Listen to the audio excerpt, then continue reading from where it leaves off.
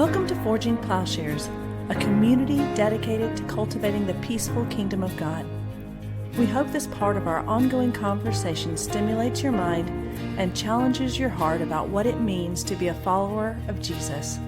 Please stay tuned at the end of the podcast for a short message about our ministry. This is Paul Axton, Director of Forging Plowshares and Plowshares Bible Institute.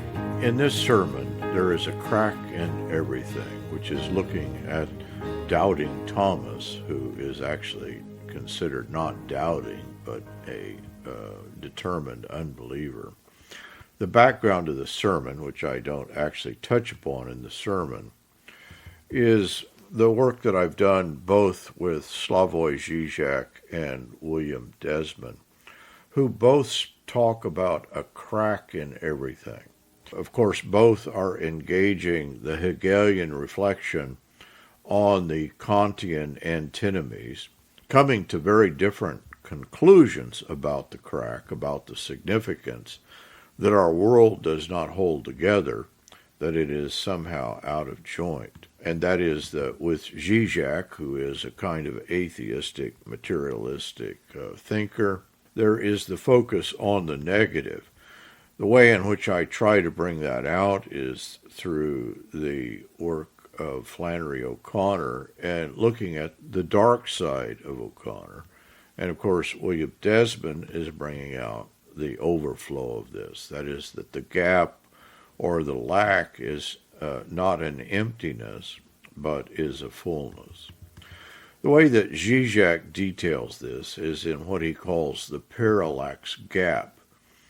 And he defines it as the confrontation of two closely linked perspectives between which no neutral ground is possible. He notes that Kant referred to this as the transcendental illusion, in which one can describe the same phenomena from two different perspectives, between which no synthesis or mediation is possible.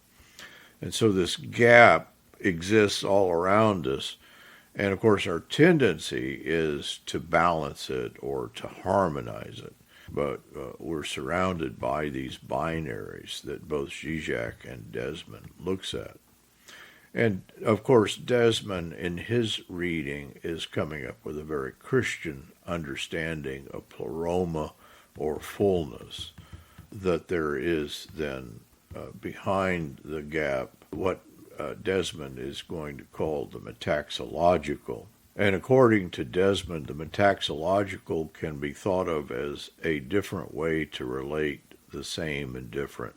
In contrast, he would say, to the Hegelian way of dialectical mediation, which unites them in a higher unity. That is, for Desmond, there is always the sense that we deal between same and different, between the equivocal and the univocal. As he explains, the same does not return to itself through the difference or through the different. Rather, the space of play between the same and the difference is sustained, allowing for relations of otherness, difference, and plurality to obtain along several orders between mind and being, immanence and transcendence, finite and infinite, and singular and universal. And so this sermon takes Flannery O'Connor, and it doesn't touch upon either Desmond or Žižek's theory. I think I mentioned Žižek a little bit. But actually there is a depth of understanding here that I think is reflected in the story of Thomas and the opening that Thomas experiences, but is just a characteristic shift of metanoia or conversion, that there is the shift from one world to another in a kind of apocalyptic understanding. Forging Plowshares is a nonprofit ministry, and we greatly appreciate your donations, which allow us to continue our ministry of Forging Plowshares and Plowshares Bible Institute. We do have a class, an upcoming class with Ethan Vanderleek on peace, and the peace as it's understood through the tradition with William Desmond, Rowan Williams, Augustine, Julian of Norwich. Ethan is going to cover a lot of ground and bring together, I think, some key thinkers in his class. The class will run from April 8th to May 27th, and we'll be meeting on Wednesday evenings.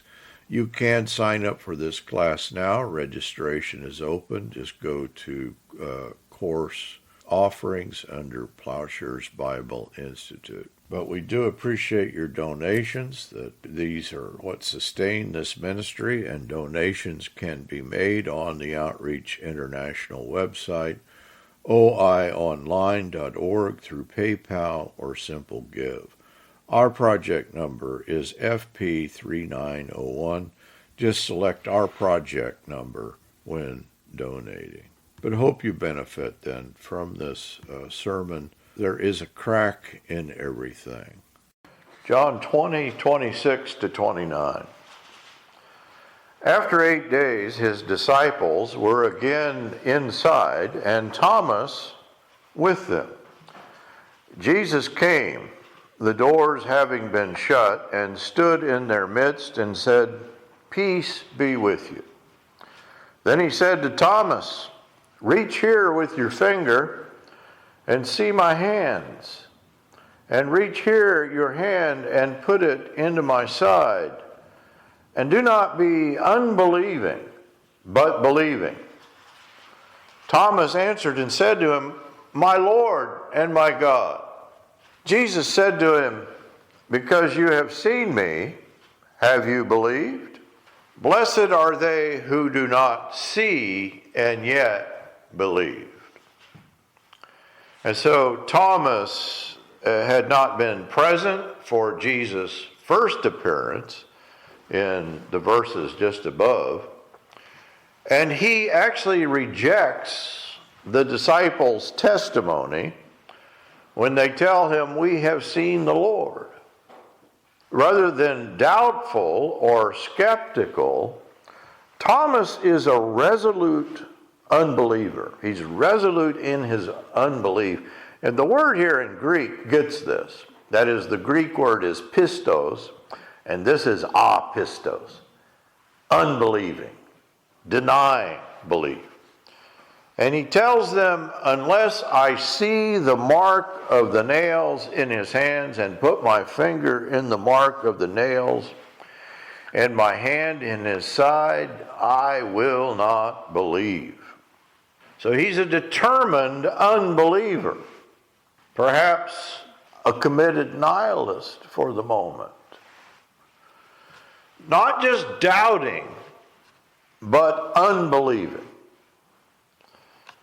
I don't know if you've seen the painting, Italian painter Caravaggio, I think is the way you say his name. The name of his painting is The Incredulity of St. Thomas. And it depicts Thomas's encounter with the risen Christ. And I'm afraid maybe we all see this scene in the way that this famous painting depicts it. And that is, Thomas is sticking his finger in the wound of Jesus' side. But actually Jesus, he does say to Thomas, "Put your finger here and see my hands, reach out, and feel in my side. Do not be unbelieving, but believe." But there is no scriptural evidence for Thomas sticking his finger in the wound or even touching Jesus in any way. We don't know that he touched it. But Thomas's response is not to touch, in a strictly empirical way. We're never told that he does that. But he certainly set out to do that. But then he makes a bold acknowledgement, only possible in faith. He responds to Jesus' invitation, "My Lord and my God." One of the strongest, clearest affirmations of Jesus as God in the New Testament. And of course it comes as a response to a kind of unanticipated upsurge of insight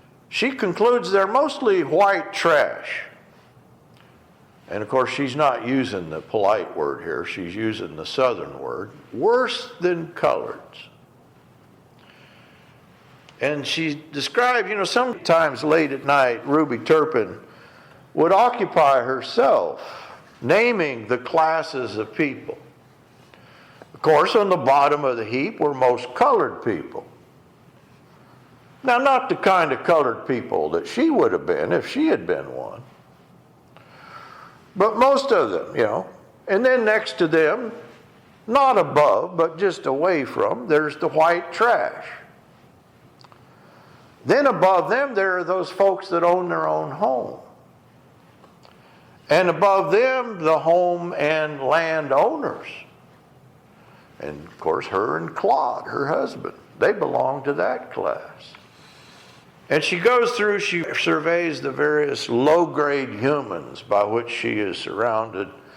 And over the loudspeaker in the doctor's office, there's a gospel hymn playing. And Ruby's kind of, in her mind, she's kind of singing along. And, as she's thinking all these thoughts, she sings just to herself. And one of these days, I know I'll wear a crown. Now, she's having a conversation this whole time, and her conversation kind of reflects her racist thoughts. And this, who she calls the ugly girl, Mary Grace is her name. It's almost like Mary Grace can read her thoughts, but certainly she's picking up on her demeaning, racist conversation.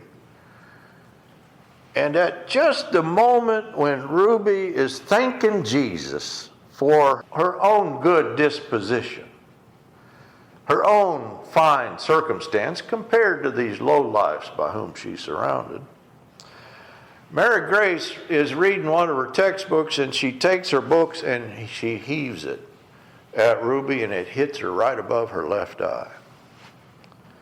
And she says a terrible thing. She says, "Go back to hell where you came from, you old warthog." Ruby is just torn apart. Her world comes undone. There's this kind of a fissure that opens up in her life. The name of the story is Revelation, and she takes this as a word from God. The poet Ralph Waldo Emerson, he writes, "There is a crack in everything God has made. Our world does not hold together. It's somehow out of joint. One does not correspond with themselves. The subject cannot be, it's both its own subject and object. I and me don't seem to hold together. We may refuse to see the wound, the gap, the discord, which may be taken as an indicator that reality as we imagine it is incomplete, or in fact that in its incompleteness it opens onto something beyond.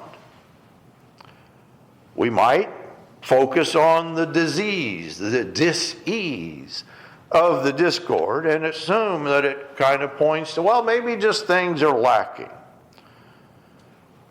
We might see the gap, though, in another way, and this is the way that Ruby comes to see it, as a godsend, a word from God, which points to a larger reality than she or we might have imagined. The discord between unbelief, maybe a radical unbelief,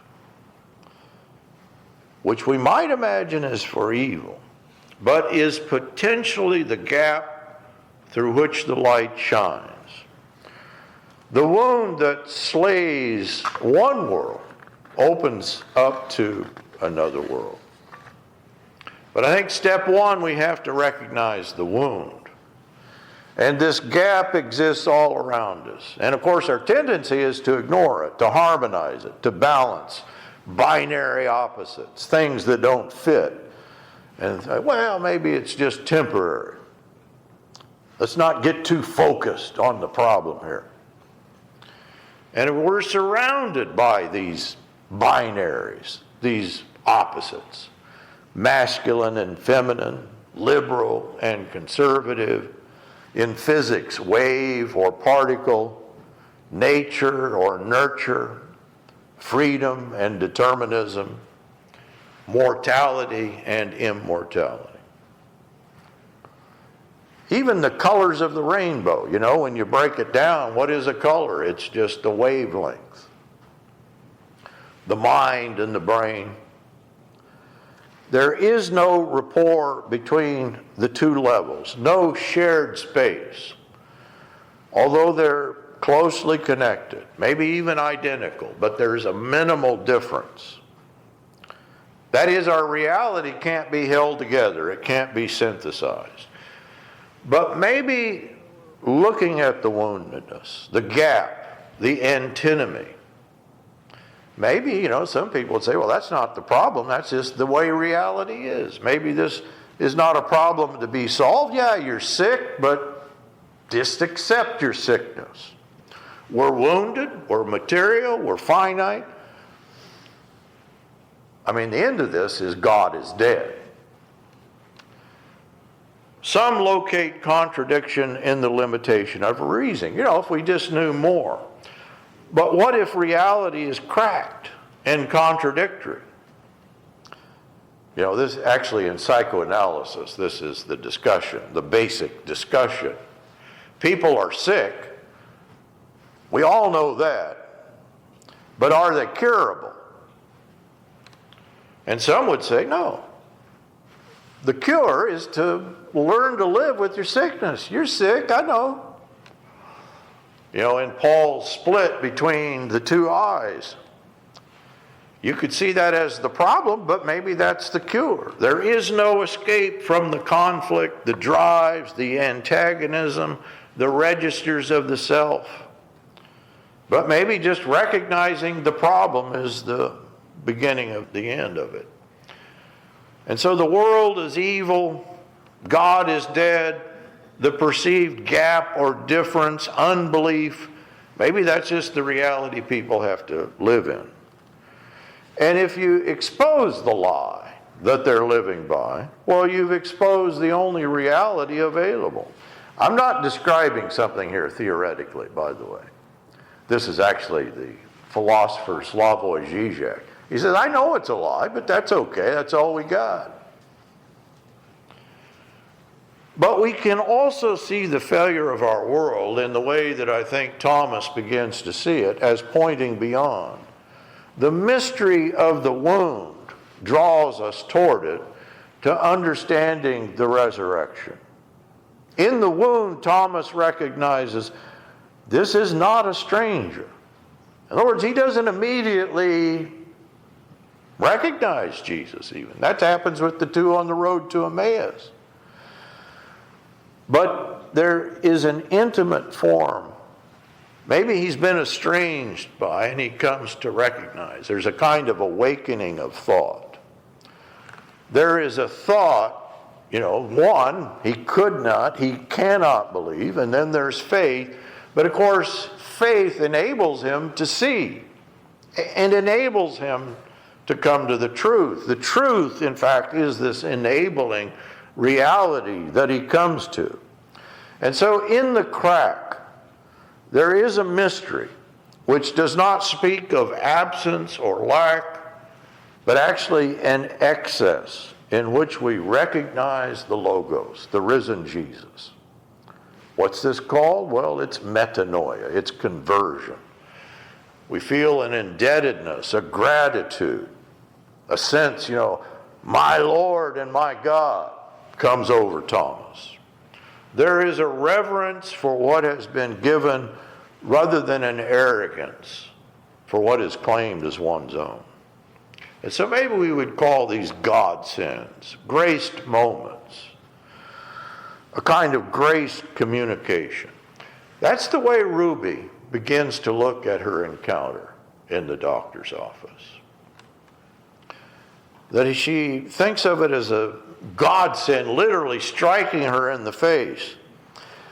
Now, the girl is actually taken away, and Ruby and they go home, her and her husband, but she's continuing the conversation. And she looks at the girl, long gone, who had thrown the book, and says, "What you got to say to me?" And she says, she raises her fist, still arguing, and says, "I ain't a warthog. I'm not a warthog from hell." And of course she's crying. But even in her denial, it lacks force. The girl's eyes, her words, even the tone of her voice are very clear. And she can't really repudiate it. That is, she began to see herself in a different way. And she understood she had been singled out for this message. And she's still thinking in her southern racist ways, looking around. Well, there was other trash in that room that girl could have attacked, but she attacked me. But the full force of this struck her only now. And of course, in recognizing this as a godsend, as a voice from God, she begins to complain directly to God. "What do you send me a message like that for?" And then she says to God, "How am I a hog?" By the way, they keep hogs, and she's out spraying the hogs as she's having this conversation. "How am I saved and from hell both?" She rages directly at God. "Why me? It's no trash around here, black or white, that I haven't given to. And break my back to the bone every day working and do for the church." And she's having this conversation with herself, the light's fading. She has a kind of final surge of fury, and she says, "Who do you think you are?" to God. And of course, the question kind of reverberates back on her, putting everything she knew into question. And she begins to catch a vision. The sun's slipping down, it's getting dark. And she's just sitting out there, standing out there over the hogs, actually, and she's absorbed into this vision that she has. She sees a vast swinging bridge stretched toward heaven, and on it were companies of white trash, black folk, battalions of freaks and lunatics, clapping and leaping like frogs, going up to heaven. And then she sees her own kind back at the back of the crowd, trying to muster some dignity. She could see by their shocked and altered faces that even their virtues were being burned away. This seemingly random act of violence for Ruby is a revelation about herself, about her world, about her sense of self and her invulnerability, her station in life. She thought she was free of illusions, and it turns out it's all a lie. Like the prodigal son, and that's, I think, the imagery that Flannery O'Connor is drawing us toward, that the prodigal son among the pigs comes to his senses. Like Peter caught in the midst of denying Christ and suddenly broken. Maybe like the two on the road to Emmaus. They encounter a stranger who turns their world upside down. And like Thomas, who has ordered his world by one set of beliefs that comes undone through the godsend, through Christ, maybe taking any number of forms, in which one world is undone and it opens onto another. So could it be that something like this dark hopelessness, this unbelief, Peter's denying Christ, the depression of the disciples at the crucifixion, the absolute disbelief of Thomas, the dark hopelessness of Ruby, smacked in the face with a book, Maybe this necessarily accompanies the moment or the encounter with the godsend. The crack in everything renders everything porous, opening onto something else. The wound of Christ opens up to the resurrection. The failure of philosophy opens up to theology. The incompleteness of physics and science points to the mind behind the reality. The theological layer, the resurrected Christ, is not imposed, but it exposes and reveals by the godsend a faith in which the world is lit up in a different fashion, according to the logic of the grandeur of God. Now, at the end of the story, Ruby's vision, of course, it fades, but the realization it brought remained. At length, it says she got down and turned off the faucet, made her slow way on the darkening path to the house. In the woods around her, the invisible cricket courses had struck up. But what she heard were the voices of the souls climbing toward the starry field, the upward starry field, and shouting hallelujah. Like Thomas, she sees past the woundedness and the resurrection. My Lord and my God. Forging Plowshares is a community dedicated to cultivating the peaceful kingdom by providing in-depth, transformative biblical and theological education and discipleship. If you have found this podcast valuable, please remember to share on social media. If you have questions about what you've heard, or if you'd like to learn more about how you can get involved with Forging Plowshares or even support this ministry financially, please visit our website, forgingplowshares.org.